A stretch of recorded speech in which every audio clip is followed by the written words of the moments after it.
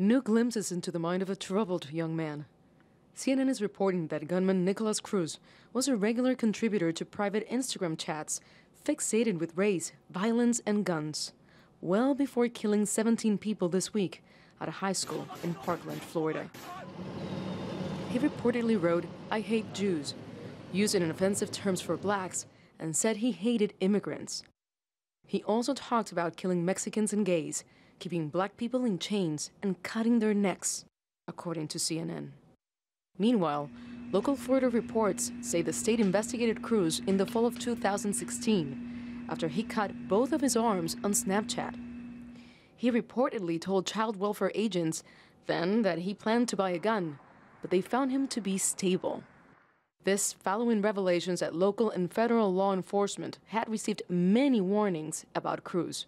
We have uncovered at the Broward Sheriff's Office that we've had approximately 20 calls for service over the last few years regarding the killer.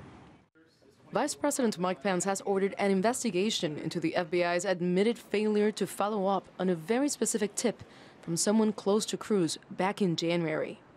We will get to the bottom of what happened here.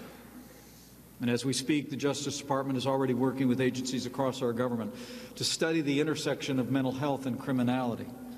And when President Trump meets with our nation's governors in just a few short weeks, he will make the safety of our nation's schools our top administration priority.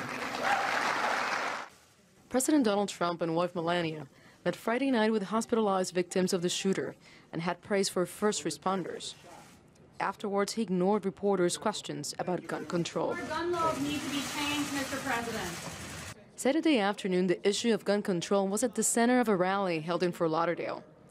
Student survivors of the Parkland shooting were among those demanding government action. How about we stop blaming the victims for something that was the shooter's fault? The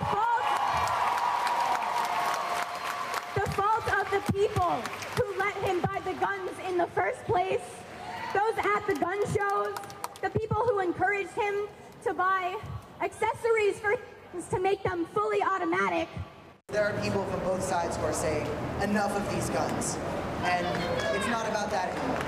This is about creating a badge of shame to put on anybody who is accepting money from the NRA. Are you Nicholas Jacob Cruz? Cruz is next due in court Monday. His attorneys now say their goal is not to prove their client innocent, but rather to spare him a death penalty. Nitza Soledad Perez, CGTN, Miami, Florida.